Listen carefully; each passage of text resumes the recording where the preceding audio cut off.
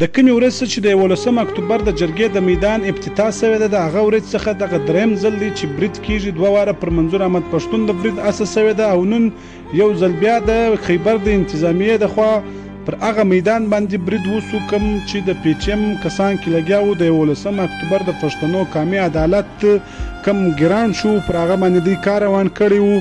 تیاریان یې شروع پر هغه باندې نن د پولیسو د خوا برید وسو چې ګڼ شمېر پښتانه په دې کې زخمیان دي او ډېر کسان یې جیلو ته وړي دي. ویل کېږي چې در دې شلو څخه زیات و دغه ځای ته نقصان رسېدلی دی.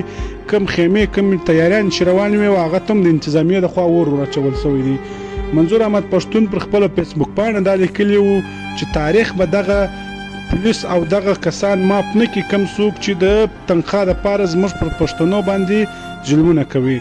ویل کېږي چې ډېرې هڅې روانې دي د 11 اکتوبر د ناکامولو دپاره، خو منظور احمد پښتون په سختو الفاظو دا ویلي دي چې که زه ژوندی وم که مړ وم 11 اکتوبر په فیصله کېږي.